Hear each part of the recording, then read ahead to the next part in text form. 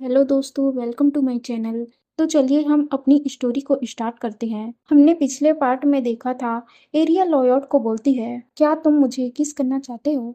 Lloyd उसकी बात सुनकर खड़े हो जाता है और एरिया के करीब जाता है। एरिया हैरानी से बोलती है, लॉयड। लॉयड उसे बोलता है, तुमने पहले भी ऐसा कहा था, इसका क्या मतलब है। एरिया सोचती है, पहले भी। फिर वह याद करती है कि जब लॉयड के साथ गॉड की दुर्भावना वाला इंसिडेंट हुआ था, तब मैंने यही बात अपने बेहोश होने से पहले लॉयड को कही थी।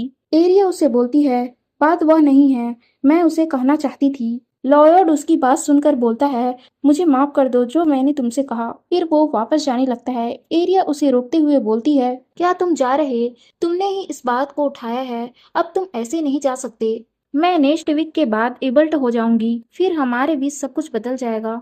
लॉयड उसे बोलता है, तुम्हारी बात सुनकर मुझे वो समय अच्छी तरह से याद आ गया जब मैंने तुम्हारे एबल्ट होने तक का प्रॉमिस करने के बावजूद तुम्हें लगभग टच कर लिया था। एरिया गुस्से से उसे बोलती है, हाँ वह तुम ही थे जिसने मुझे पहले सेड्यूस करने की कोशिश की। लॉयड उसे बोलता है, सेड्यूस। फिर वह एरिया के फोरहेड पर किस करता है और उसे बोलता है, क्या यही सेड्यूस था, क्या तुम डर गई थी। एरिया बोलती है, वह मेरा फर्स्ट टाइम था। लॉयड बोलता है, और मेरा भी। एरिया सोचती है, अगर उसका फर्स्ट टाइम था तो उसे एक्सपीरियंस क्यों है। वो जो भी मूव करता है, ऐसा लगता है कि वह इसमें स्किल्ड है, जैसे कि बाथरूम से बाहर आना बिना अपने हेयर को बीप किए हुए, और मुझसे उसी हालत में उसके हेयर को ड्राई करने को कहना। उसे तो पहले इन सब से नफरत था। जब मैं उसे छोटी सी भी बात कहती थी तो वह शर्माने लगता था। लॉयड उसे बोलता है, अब तुम वैसी हरकतें कर रही। एरिया शर्माते हुए बोलती है, क्या तुम एबल्ट बनने के बाद चेंज हो गए।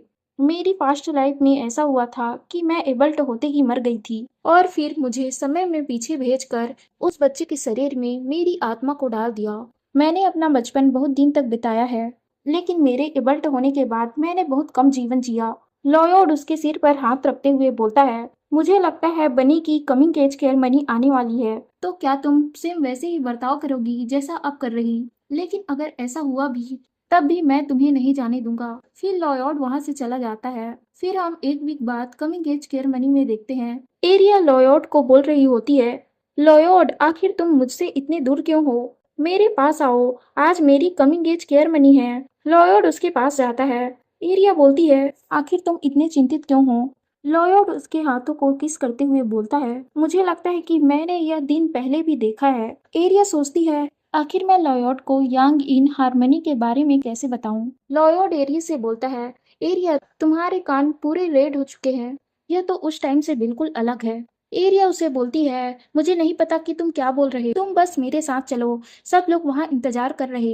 केयर मनी हॉल में देखते हैं कि सब लोग उनका इंतजार कर रहे होते हैं। लेट ग्रैंड ड्यूक लॉयड को बोलता है, तुम आ ही गए, ज्यादा समय तक मेन कैरेक्टर को अपने पास मत रखो। फिर प्रिंसेस एरिया को बोलती है, क्या यह ग्रैंड ड्यूक तुम्हें परेशान कर रहा। फिर टेंट बोलता है, हमारे अटलांटिस के वंशज जुग जुग जियो। विंसेंट लॉयड को बोलता है, ब्रदर क्या यह केक तुमने खुद बनाया है। तो सर्वेंट उस समय क्या कर रहे थे, क्या यह सब देखकर सर्वेंट ने अपने ऊपर तीर चला लिया। लॉयड उन पर गुस्सा होते हुए बोलता है, ऐसा तो मैंने उस ड्रीम में नहीं देखा था।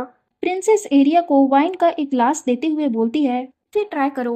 एरिया बोलती है, शुक्रिया यूअर हाइनेस। प्रिंसेस बोलती है, तुम अब एबल्ट हो गई हो तो तुम इसे ट्राई कर सकती हो। लॉयड प्रिंसेस को बोलता है, तुम उसे क्या दे रही हो, उसकी तबीयत खराब हो गई तो। एरिया उन लोगों की बात नहीं सुनती, उसका ध्यान केवल वाइन के ग्लास में होता है।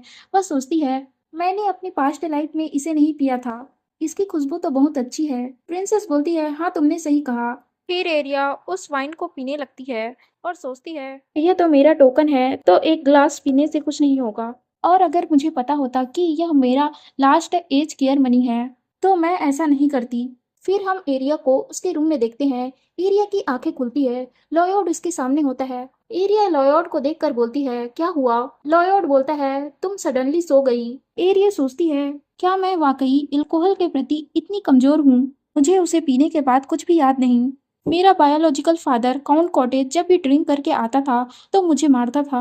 एरिया लॉयड से पूछती है, लॉयड क्या मैंने ड्रिंक करने के बाद कुछ अजीब किया। लॉयड एरिया से बोलता है, एरिया आज के बाद तुम कभी ड्रिंक नहीं करोगी, और अगर तुमने ऐसा किया तो तुम्हें इसके लिए डांट पड़ेगी। एरिया हैरान होते हुए सोचती है, क्या मैंने सचमुच कुछ अजीब किया है। वह लॉयड से बोलती है, क्या मैंने तुम्हें मारा। लॉयड बोलता है क्या? एरिया उससे दोबारा बोलती है क्या मैंने ड्रिंक करने के बाद तुम्हें मारा? लॉयड उसका हाथ पकड़ के अपने पास खींचते हुए बोलता है अगर मैंने तुम्हें उस समय हिट किया होता तो वह बेहतर होता। बहुत ज्यादा बोलना, बड़बड़ाना, लगातार हंसना, यही किया है तुमने। एरिया हैरान होते हुए बोलती है क्या मैंने सच में ही ऐसा किया? लॉयड बोलता है इसीलिए मैं कह रहा कि आज के बाद तुम ड्रिंक नहीं करोगी। एरिया उसे बोलती है लेकिन मुझे इस बात से राहत मिल रही कि मुझे कुछ तुमसे कहना था, लेकिन लगता है दिन खत्म होने से पहले ही मैं बेहोश हो गई थी। वह लॉयड से पूछती है लॉयड क्या तुम्हें भी मुझसे कुछ कहना है? अगर तुम कुछ कहना चाहते हो तो बोलो।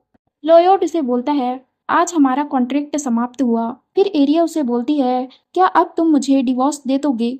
लॉयड उसे बोलता है अब हम लोग एबल्ट हो चुके हैं, तो अब एबल्ट वाला कॉन्ट्रैक्ट करने का समय आ गया है, तो मुझे तुम्हारी साइड रहने दो।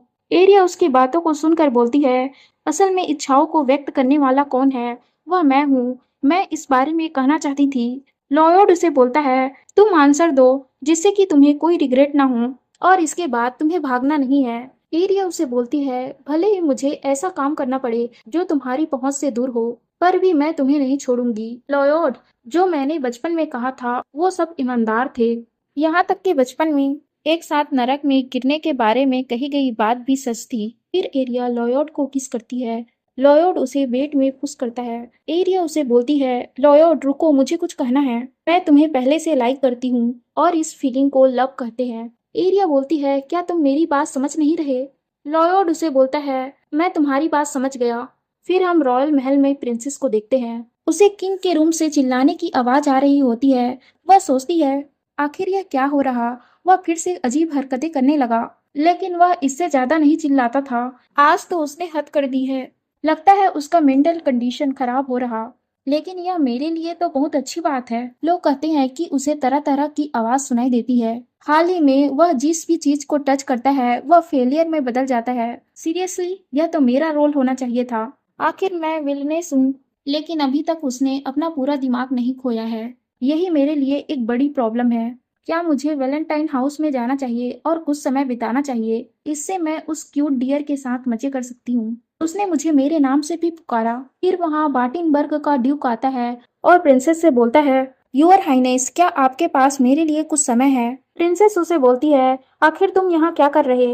यह तुम्हारा मैटर नहीं है, इसमें दखल मत दो। वह बार्टेनबर्ग का ड्यूक बोलता है मुझे बस आपकी चिंता हो रही थी क्योंकि मैंने कल से आपको महल में नहीं देखा था। प्रिंसेस उसे बोलती है क्या मुझे हर बात अब तुम्हें बतानी होगी? ड्यूक बोलता है यूअर हाइनेस क्या आप गार्सिया को अपना एनिमी बनाना चाहती है? प्रिंसेस उसे बोलती है गार्सिया तो हमारी पहले से दुश्मन है। ड्यूक उसे बोलता है वह हमारा सहयोगी नेशन नहीं है, लेकिन आप निश्चित रूप से यह समझते होंगे कि हम उसे पूरी तरह अलग थलग नहीं कर सकते। मुझे माफ कर दीजिए, लेकिन आप जो कर रहे वह राष्ट्रद्रोह है और यह हमारे किंग की इच्छा का उल्लंघन है। प्रिंसेस चिल्लाते हुए बोलती है अब तुम मुझे सिखाओगे? वह एरिया की बातों को सोचने लगती है। उसने मुझसे कहा था कि तुम्हें हमेशा खुश रहना है और अपने मन की सुनना है। वह ड्यूक से बोलती है राजद्रोह? हाँ, और तुम यह कह रहे? ड्यूक हैरान होते हुए बोलता है अब क्या कहना चाहती है? प्रिंसेस बोलती है क्या तुम हंटिंग कंपटीशन का वह दिन भूल गए? ड्यूक हैरानी से बोलता है क्या आप कहना चाहती है कि मैंने उस एशियंस को भेजा? चाहे मैं आपके लिए कितना भी कुछ करूं, लेकिन अंत में आप मुझ पर ही आरोप लगाती है। प्रिंसेस बोलती है क्या तुम लोग ही मुझे कांटे की तरह नहीं देखते थे? और संयोगवश मुझे हाल ही में कुछ दिलचस्प बात पता चली है।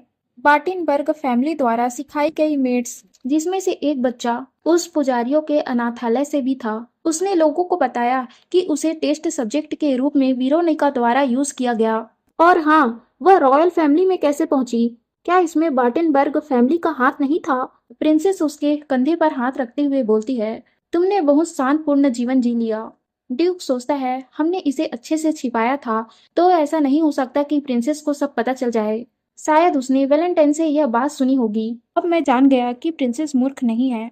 उसकी बातों से ऐसा लग रहा था कि वह डायरेक्टली मुझे युद्ध की चेतावनी दे रही है। प्रिंसेस नैटेलिया, जो किंग के बाद राजगद्दी की पहली वारिस है और करेंट किंग का भी कोई चाइल्ड नहीं है, लगता है मुझे सब कुछ प्रिपेयर करना ही होगा इससे पहले कि वह अपना थ्रू चेहरा दिखाना शुरू कर दे। फिर हम एरिया को उसके सपने में देखते हैं। वह सोचती है आखिर मैं क्यों रो रही और क्या हुआ है इस दुनिया में? सब जगह केवल एक वाइड स्पेस है। जहाँ मैं अंतर नहीं लगा पा रही कि कौन आगे है और कौन पीछे।